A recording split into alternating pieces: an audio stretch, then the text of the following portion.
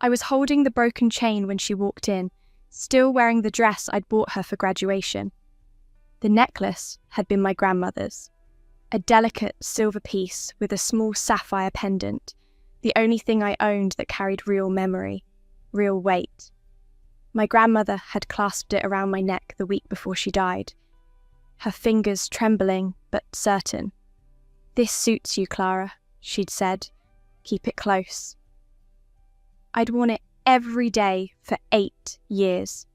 Through college applications, through late shifts at the restaurant, through every moment when I needed to remember that someone had once believed I was worth something precious.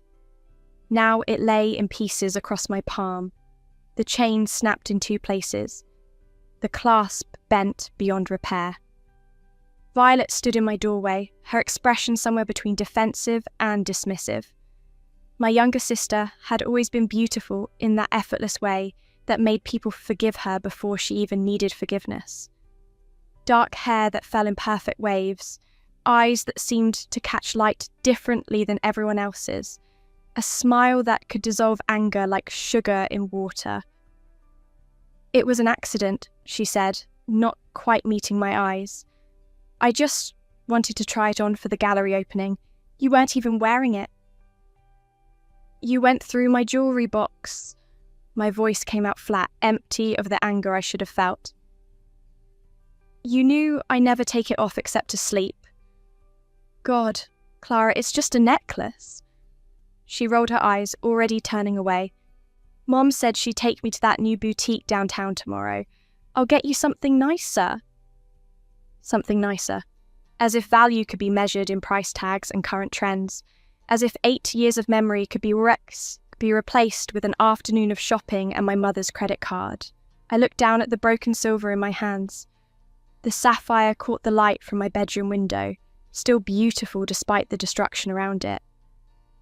My grandmother had worn this necklace on her wedding day. My grandfather had saved for 3 months to buy it, back when 3 months of savings actually meant something. It had survived wars and migrations and decades of careful love. It had not survived my sister's careless vanity. "The clasp was delicate," I said quietly. "I told you that. I told you last month when you asked to borrow it." "And I'm saying it was an accident." Violet's tone sharpened with impatience. "Why are you always so dramatic about everything? It's a piece of jewellery, not a person." I heard my mother's voice from downstairs, calling Violet for dinner. My sister left without another word, her footsteps light and quick down the hallway, already moving past this moment into whatever came next. She had that gift, I'd noticed over the years. The ability to break things and walk away unscathed, leaving others to clean up the damage and carry the weight. I sat on my bed, still holding the pieces. The apartment was quiet, except for the distant sound of my family eating dinner, without me. They hadn't called me down. They rarely did anymore, not since Violet had graduated and come home, not since she'd started her marketing job and filled the house with her stories and her laughter and her constant, sparkling presence. I'd become background. The older sister who worked at a jewellery repair shop, who came home tired and left early, who didn't have Violet's charm, or my mother's social grace, or my father's easy way with conversation. I'd become the one they forgot to include, the one whose broken necklace was just drama, whose hurt feelings were inconvenient and excessive. I tried to cry, but the tears wouldn't come. Instead, there was just this hollow feeling, this sense of being erased one small moment at a time. The necklace had been my last connection to feeling valued, to feeling seen. My grandmother had looked at me, really looked at me, and decided I deserved something beautiful. Now even that was gone. I placed the broken pieces carefully in their box and set it on my nightstand. Tomorrow I would take it to work and see if anyone could repair it, though I already knew the answer. The chain was too delicate, the damage too extensive. Some things, once broken, stayed broken. The thought felt too large for just a necklace. I lay down without changing clothes, staring at my ceiling in the darkness. Downstairs, I could hear Violet laughing at something my father said. The sound drifted up through the floorboards, bright and careless, the sound of someone who had never had to wonder if she mattered. I closed my eyes and felt the hollow space in my chest expand, cold and vast and quietly inevitable. This was my life now. This was what I'd become. The forgettable daughter, the dismissible sister, the person whose pain was always too much and never quite enough to warrant attention. The next morning, I took the broken necklace to work. Mrs. Thompson examined it under her magnifying lamp, her expression growing sadder with each passing moment. "I'm sorry, Clara," she said finally. "The chain is vintage and the links are too damaged. Even if I could repair it, it would never be the same. The structural integrity is compromised." I nodded, having expected this answer but hoping somehow I'd been wrong. "I can try to salvage the pendant," she offered, "put it on a new chain. It wouldn't be original, but at least you'd have the sapphire." "Thank you," I said. "That would be something. But it wouldn't be the same. It would be a consolation prize, a reminder of what had been lost rather than what had been preserved." The weeks that followed felt like living underwater. Everything was muted, distant, happening to someone else. Violet never apologized again. My parents never acknowledged the significance of what had been broken. Life moved forward with the assumption that I would move with it, that I would absorb this loss the way I'd absorbed all the others, quietly, invisibly, without making anyone uncomfortable with my grief. I started making mistakes at work. Small ones at first, then larger. I misread a repair order and reset a stone incorrectly. I arrived late twice in 1 week. Mrs. Thompson, patient as always, suggested I take some time off.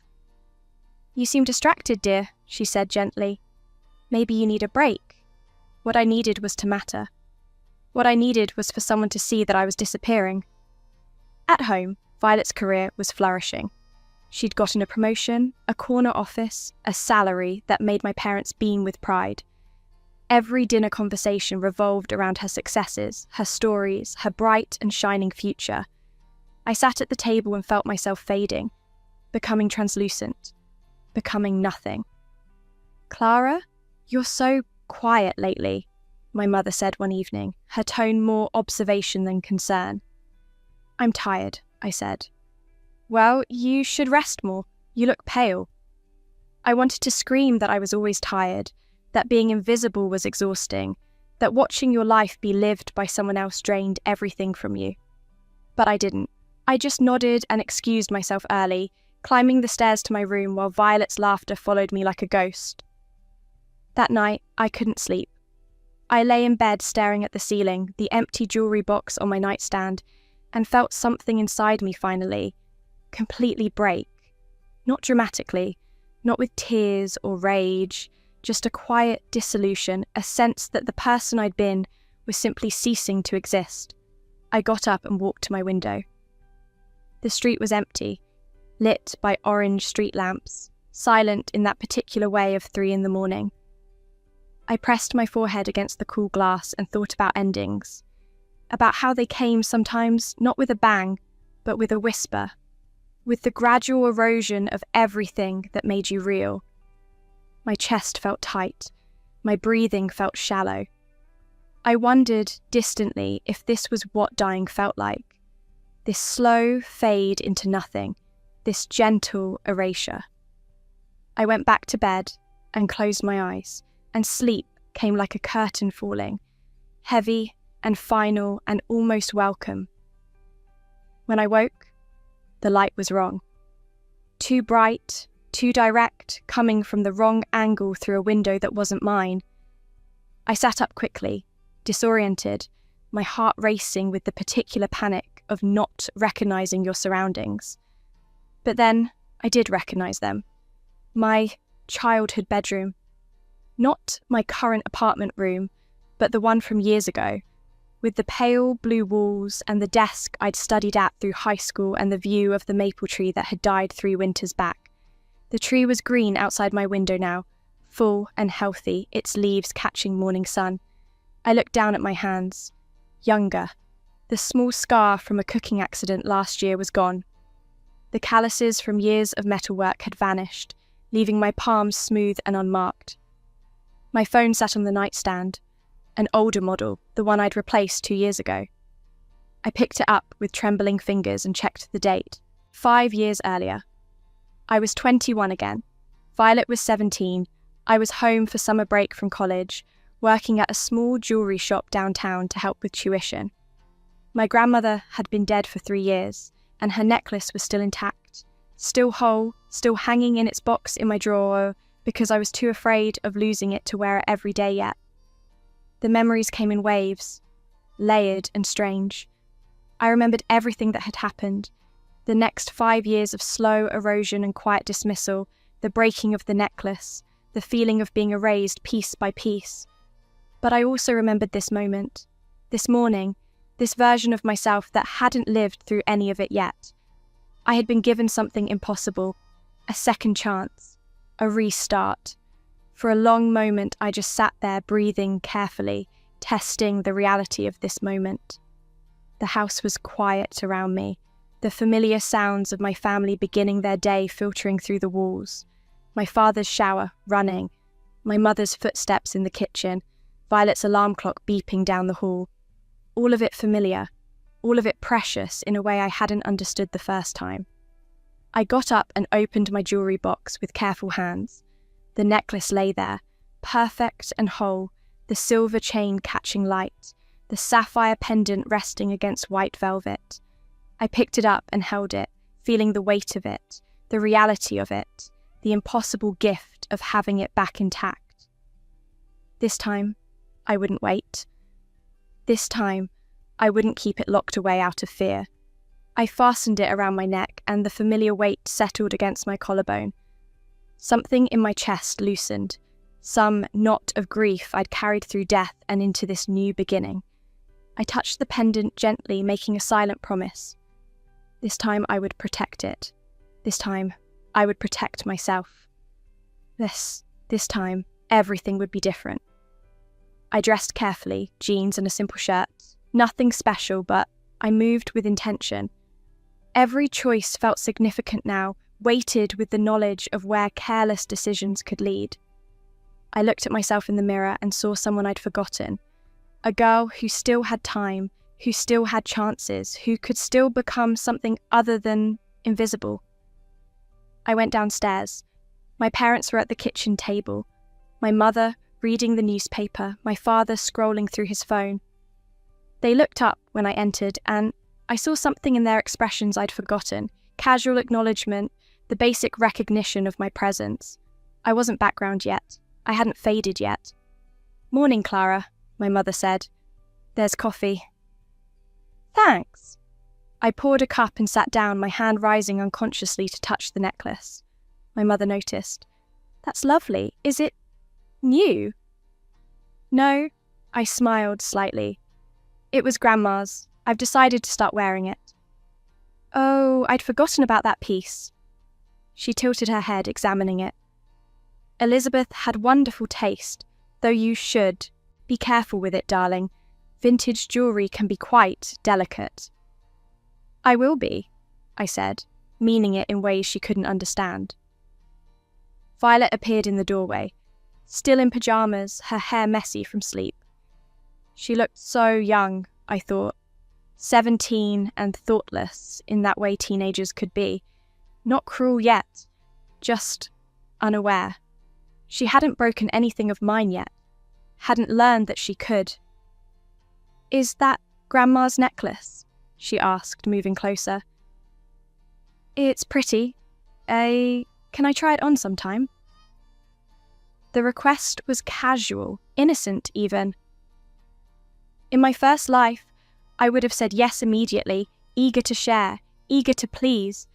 I would have let her borrow it a dozen times over the next few years, each time telling myself that sharing meant caring, that saying no meant being selfish.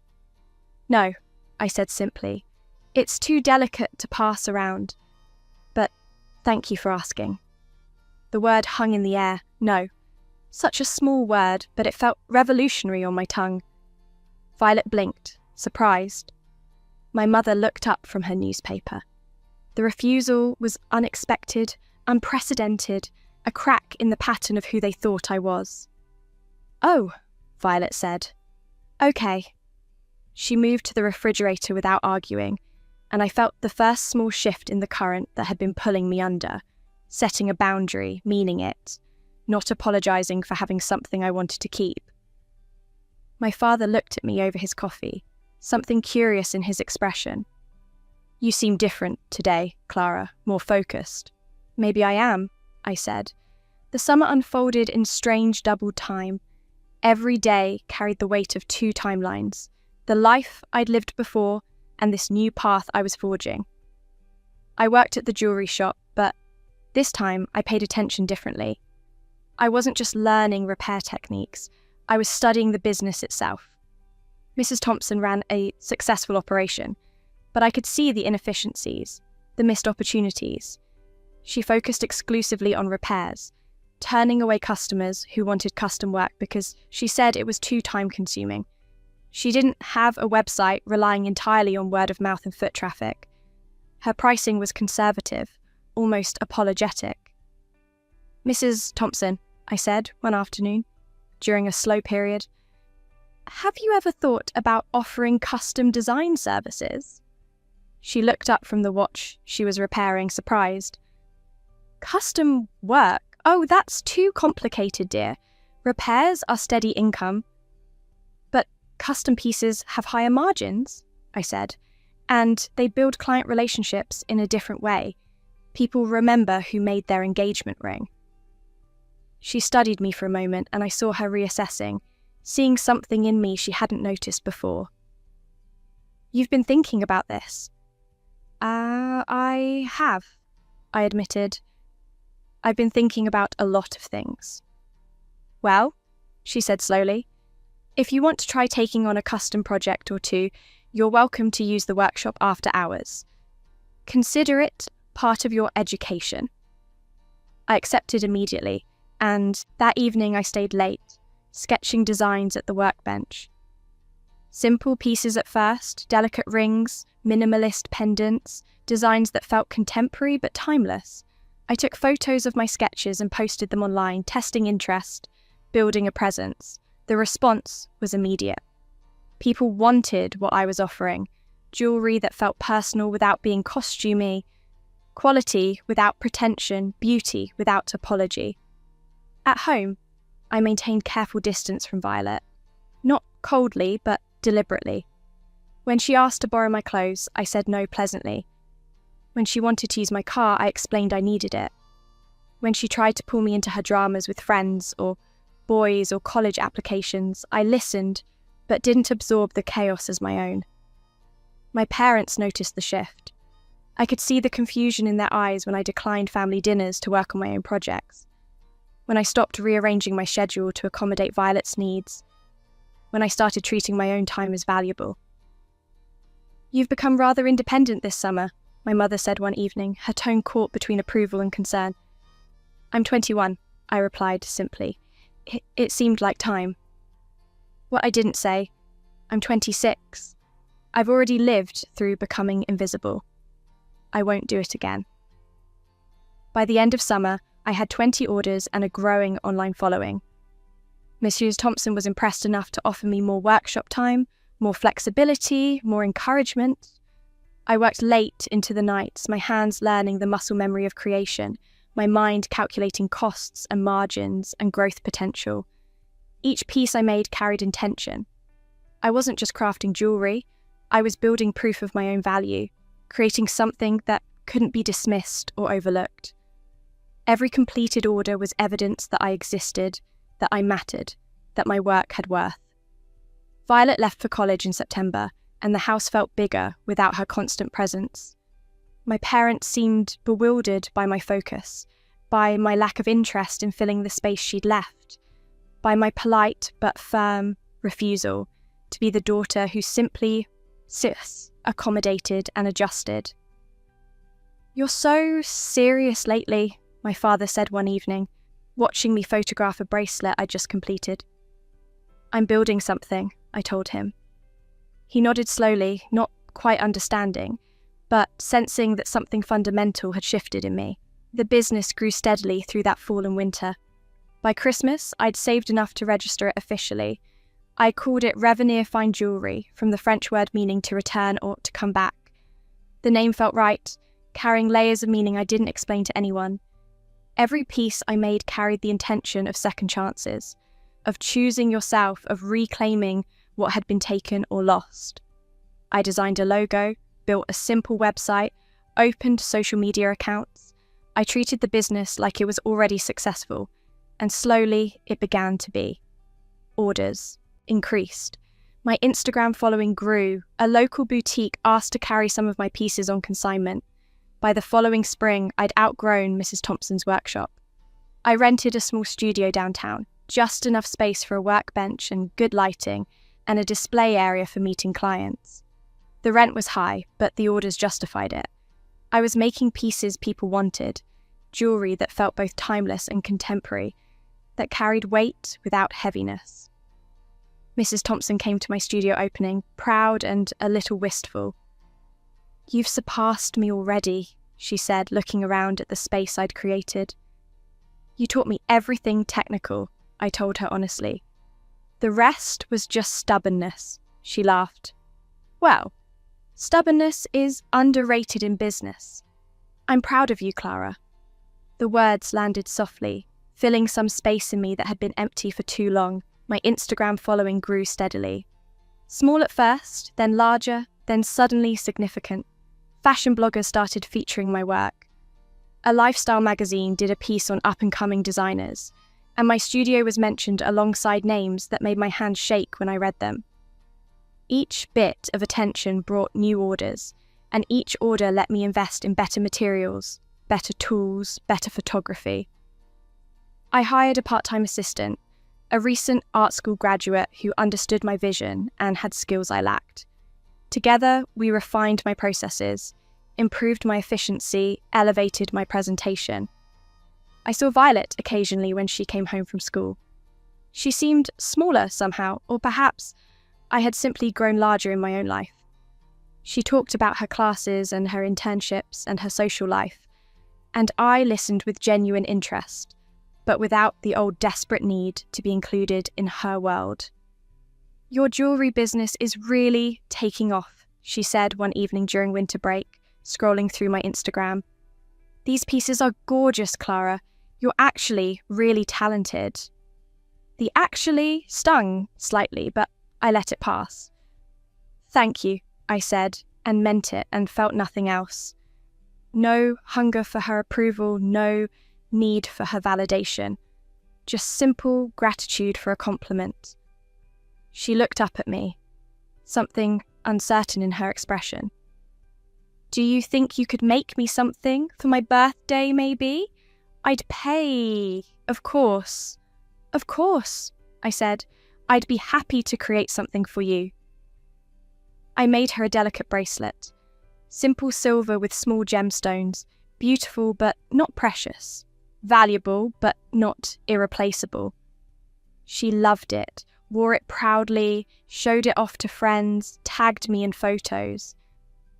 I was glad she loved it, but I felt the gladness from a safe distance, from a place that couldn't be diminished by her reception. The years passed in this new rhythm.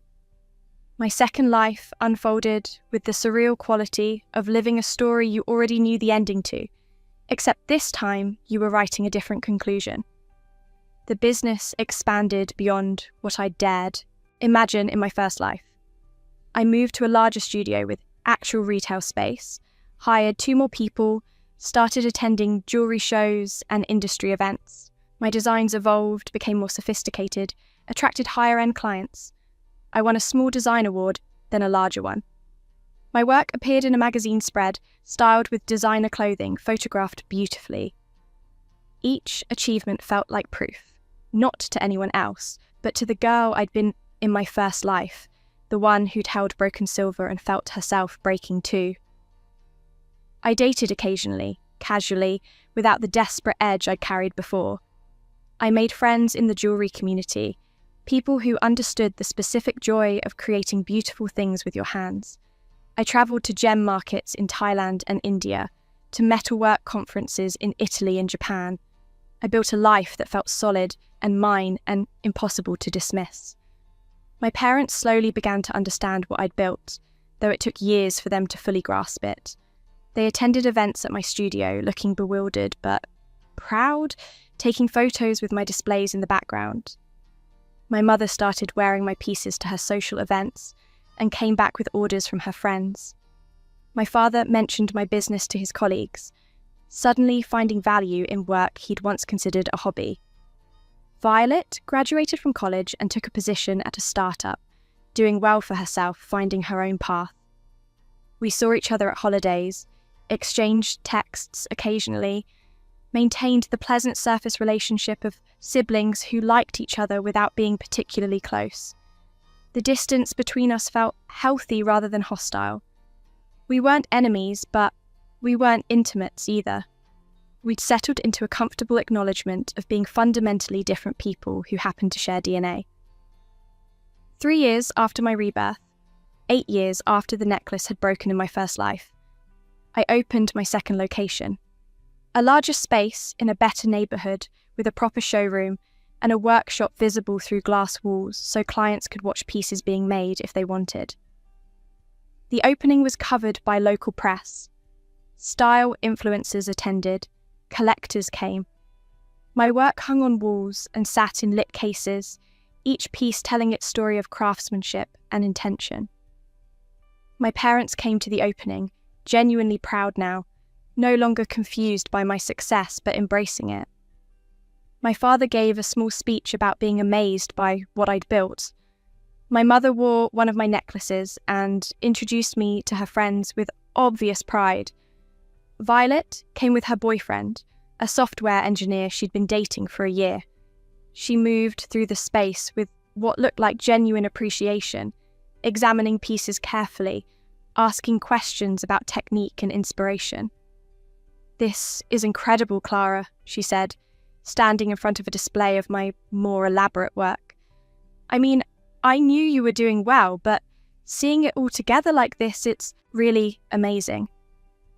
"Thank you," I said. She hesitated, then continued, "I've been thinking about what you said years ago about Grandma's necklace, about how some things are too precious to share." I waited, curious where this was going. "I didn't understand it then," she said quietly. "I thought you were being difficult. But I get it now. Some things matter more than others. Some things can't be replaced." "Yes," I said simply. "I'm sorry I didn't see that before." The apology hung in the air between us. Sincere, but years too late. Addressing a hurt from a timeline that no longer existed. In this life, she'd never broken my grandmother's necklace. She'd never had the chance to learn that lesson through causing me pain. But she'd learned it anyway, somehow through watching me protect what mattered. "I appreciate that," I said, and found that I meant it. The opening was a success. Sales exceeded projections. Press coverage brought new clients. The business continued its steady growth, each year building on the last, each achievement opening doors to new opportunities. 4 years after my rebirth, the mirror moment I'd been unconsciously waiting for finally arrived. Violet called me on a Tuesday afternoon. I was at my studio, working on a custom engagement ring, when her name appeared on my phone screen. "Hey," she said when I answered. "Do you have a minute?" "Sure. What's up?" "So, I have this huge work event next month." Her voice carried that particular tone of forced casualness that meant she wanted something. Like, really huge. Investors and press and everything. It's a major opportunity for the company and for me specifically. "That's wonderful," I said, genuinely pleased for her. "Yeah, and I'm trying to look really polished for it, you know? Really professional and put together." She paused and I knew what was coming before she said it. "I was thinking, maybe I could wear Grandma's necklace. The sapphire one you always have on.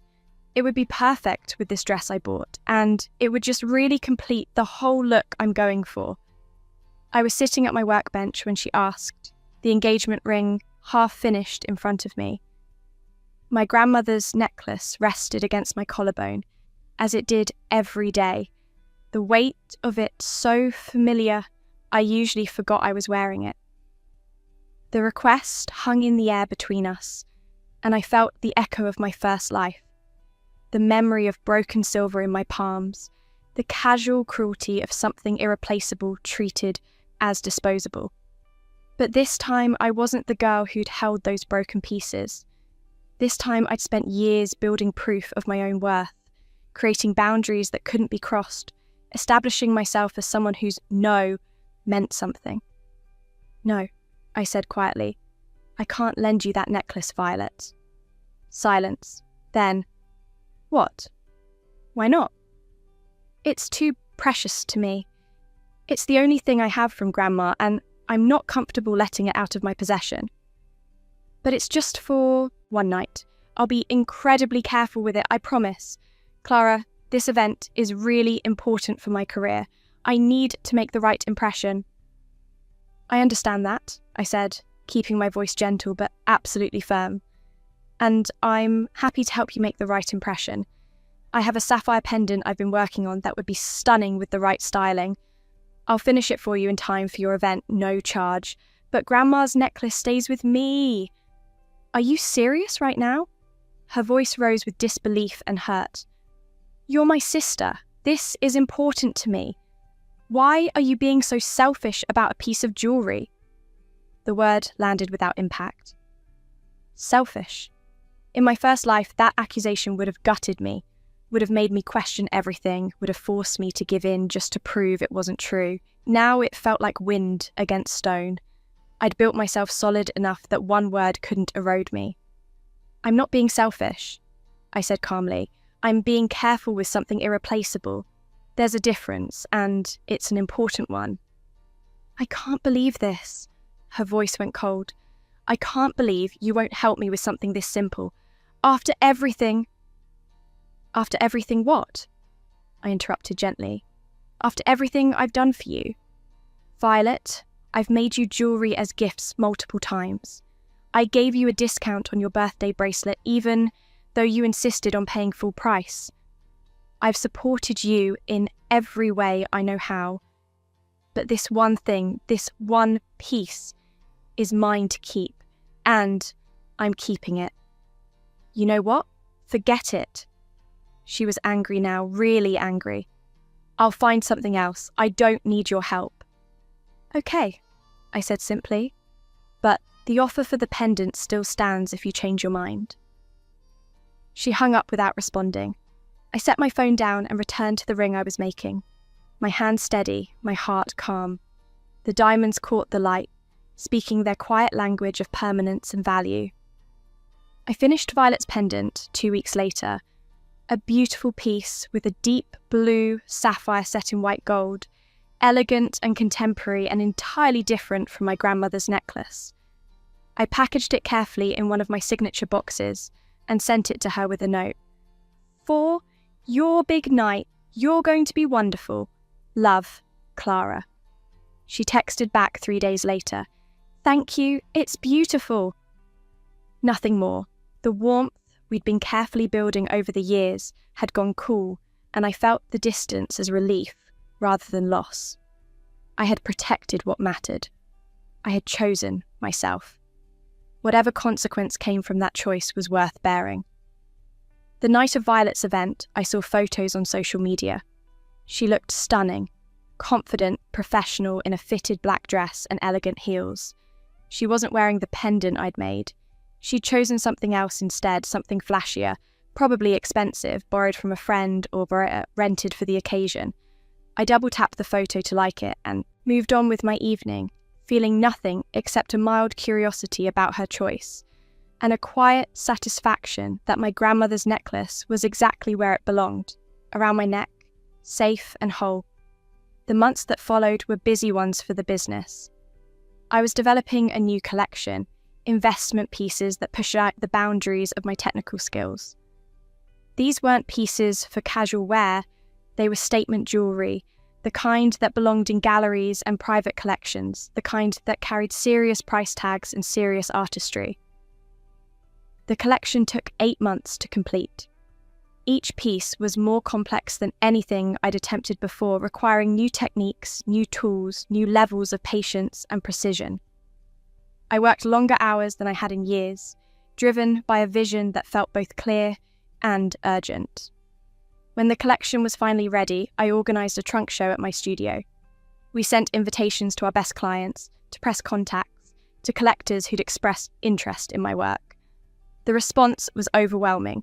Nearly everyone invited confirmed attendance. The evening of the show arrived with that particular tension that comes from months of preparation culminating in a single event. My team had transformed the studio into something magical.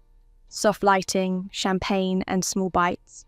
Music that set the right mood without overwhelming conversation. The pieces were displayed throughout the space, each one positioned to catch light and attention. The centerpiece of the collection was a necklace I'd spent 3 months creating. Complex metalwork supporting an arrangement of rare sapphires, elegant and bold and unlike anything I'd made before. The price tag was $45,000. Guests began arriving at 7. Collectors, style editors, long-time clients, friends I'd made in the industry. The studio filled with conversation and admiration, and the particular energy of people who appreciated beautiful things, encountering work that exceeded expectations. I moved through the crowd in a dress I'd bought specifically for tonight, simple but elegant, black to let my jewellery be the focal point. My grandmother's necklace rested against my collarbone as always, a reminder of where I'd started and why any of this mattered. Around 8, I saw my parents arrive, and, with them, unexpectedly, Violet. I watched them enter, saw my parents' obvious pride as they looked around the transformed studio, saw Violet's face register surprise at the scale and sophistication of what I'd built. She moved through the space slowly, examining pieces in the display cases, accepting champagne from a server. She was dressed well, professionally, expensively, but she looked slightly out of place in this environment of serious collectors and jewellery enthusiasts. My parents found me first, both of them glowing with champagne and parental pride. "Clara, darling, this is extraordinary," my mother said, gesturing at the studio, at the guests, at the successful evening. "I had no idea you'd built something this significant." "I've been trying to tell you for years," I said mildly, without accusation. "I know." She had the grace to look embarrassed. "We weren't listening very well, were we?" "No," I said simply, "but you're here now. That's what matters." My father pulled me into a hug, rare and genuine. "We're so proud of you, Clara. Truly." I accepted the embrace, feeling the complicated knot of resentment and love and distant forgiveness that defined family. They had failed me in my first life, had let me become invisible, had valued Violet's sparkle over my substance. But this time, I'd protected myself. This time I'd built something they couldn't ignore or diminish. Violet approached while I was speaking with a collector about the centerpiece necklace. She waited politely for a break in conversation, then stepped closer. "Can we talk?" she asked quietly. "Of course, let me just finish here." I completed the conversation with the collector. He was interested in commissioning something similar for his wife, and then turned to Violet. We moved to a quieter corner of the studio, away from the main crowd. "This is incredible," she said, gesturing at the space, at the art on the walls, at the people examining my work with serious attention. "Clara, this is really, truly incredible." "Thank you." She touched the display case beside us gently, looking at the centerpiece necklace. "I've been following your work online. Every time I see a new piece, I think about how talented you are, how much you've accomplished, and then I think about..." She stopped, seeming to struggle with what she wanted to say. "About what?" I prompted gently. "About how I treated you." "About the necklace I asked to borrow." about all the times I dismissed what you were building because I didn't understand it. She looked at me directly, and I saw genuine remorse in her expression. I'm sorry, Clara. I'm really sorry. I was so caught up in my own stuff that I couldn't see how amazing you were, how hard you were working, how much what you were doing mattered. The apology landed differently than I'd expected. In my first life, I would have craved these words desperately, would have needed them to feel whole. Now they were simply what they were, an acknowledgement, sincere but not essential to my sense of self. I appreciate you saying that, I said. I was angry when you wouldn't lend me Grandma's necklace, she continued. I thought you were being petty or difficult, but you were just protecting something that mattered to you. And you were right to do that. I wouldn't have been careful enough with it. I wouldn't have understood what it meant. No, I agreed quietly. You wouldn't have, not then. But I understand now, she said, looking at all this, at what you've built, at the way people respond to your work. I understand that some things are too precious to risk. That value isn't just about money, that the things worth having are worth protecting. I studied her face, looking for insincerity, and finding only a kind of sad recognition. She'd grown up, I realised. The careless girl who would have broken my grandmother's necklace had learned something about worth and care and the difference between the two. Thank you for understanding, I said. Could I... She hesitated, then continued. Could I commission something from you? For myself, I mean. Not borrowed, not temporary. Something that's actually mine that I can take care of and value the way you value Grandma's necklace. I smiled, feeling something warm and unexpected in my chest. I'd like that. Let's schedule a proper consultation. She nodded, relief visible in her expression, and we stood together in comfortable silence for a moment, watching the crowd move through the studio, watching people engage with the work I'd spent years creating. I'm proud of you, Violet said quietly. I know I haven't said it enough, or maybe at all, but I am. I'm really proud to be your sister. The words settled softly, filling spaces that had been empty for longer than she knew. The evening continued successfully. Sales exceeded my projections. Several pieces from the collection sold that night, including the centerpiece necklace. The collector who'd been interested in commissioning something similar put down a substantial deposit. Press coverage the following week brought a surge of new clients and inquiries. But more than the business success, something had shifted between me and my family. My parents saw me clearly now, not as background to Violet's brightness, but as someone who'd built something substantial and meaningful. Violet saw me not as someone to use, but as someone to learn from. The forgiveness I offered them wasn't immediate or complete, but it was real. They had failed me once, in a timeline that no longer existed. In this life, they had been given the chance to do better, and slowly, uncertainly, they were taking it. 3 weeks after the trunk show, Violet came to my studio for her consultation. We spent an hour discussing designs, and I watched her face light up as we talked about stones and settings and the story she wanted the piece to tell. I want something that reminds me to be careful, she said. Something beautiful, but also meaningful. Something that makes me think about value every time I wear it. I created a ring for her, something that balanced elegance and strength, contemporary and timeless, uniquely suited to her hand and her style. The design process took weeks, the creation another month. When I finally presented it to her, she cried. "It's perfect," she said, slipping it onto her finger. "Clara, it's absolutely perfect." "Good," I said, and meant it. She paid in full without hesitation, the price tag substantial but fair. She didn't ask for a family discount or special treatment. She understood now that quality required investment, that beauty costs something, that the things worth having were worth paying for. We started meeting for coffee after that occasionally, carefully rebuilding something that felt less like the desperate closeness of my first life, and more like the respectful distance of two adults who shared history but not obligation.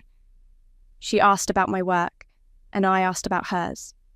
She stopped assuming I would accommodate her needs, and I stopped resenting her for asking. The business continued to grow.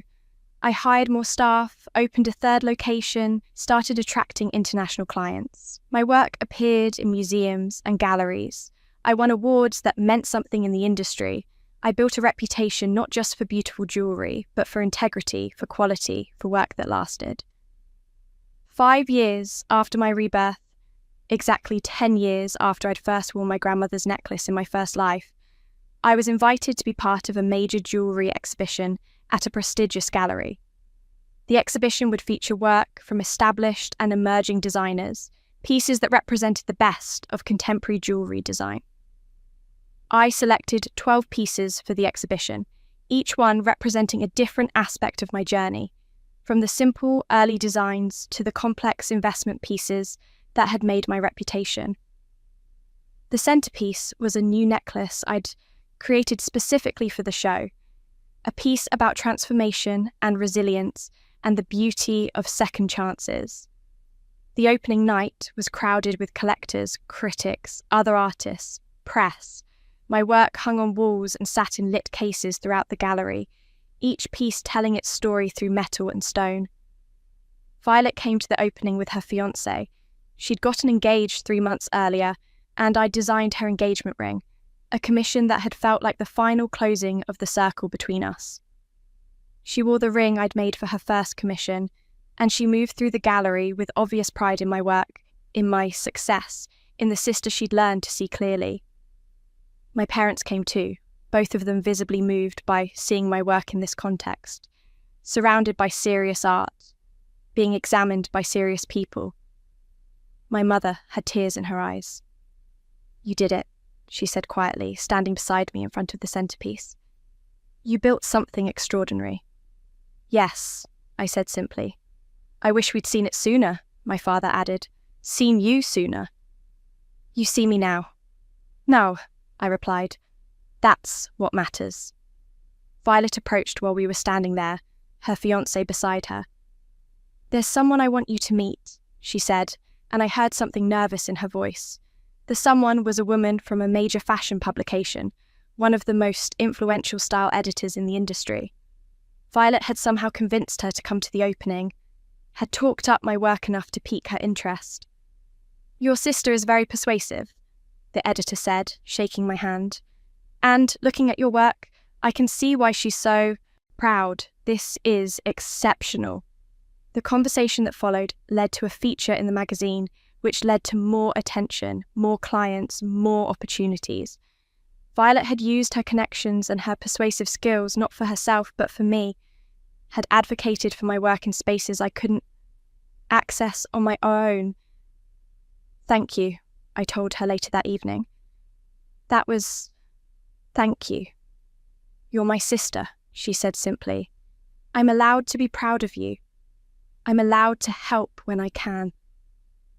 I stood alone in the gallery after most guests had left, my hand rising unconsciously to touch my grandmother's necklace. The silver and sapphire that had survived everything, neglect and time and the careful protection of someone who'd learned their own value the hard way. The necklace was warm against my skin, familiar and precious and entirely, absolutely mine. Through the gallery windows, the evening light was golden and soft, and I felt the deep satisfaction of having built something that couldn't be taken, couldn't be broken, couldn't be diminished by anyone's carelessness or disregard. I had been given a second chance, and I had used it not for revenge, but for reclamation. Not to punish those who'd hurt me, but to protect what mattered. Not to prove my worth to others, but to prove it to myself. The girl I'd been in my first life, the one who'd held broken silver and felt herself breaking too, she would have been proud, I thought. She would have recognised this moment as the answer to every question she'd been too afraid to ask. I was enough. I had always been enough, and now I lived in a world I'd built to prove it. The exhibition ran for 3 months. My work sold well, attracted serious attention, established me firmly in the upper tier of contemporary jewellery designers. But more than professional success, I'd achieved something harder to quantify: the quiet peace of knowing my value, of protecting what mattered, of building a life that reflected who I actually was rather than who others needed me to be. My grandmother's necklace still rested against my collarbone every day, still caught light and attention, still reminded me of where I'd come from and how far I'd travelled, intact, whole, mine, and that, in the end, was everything.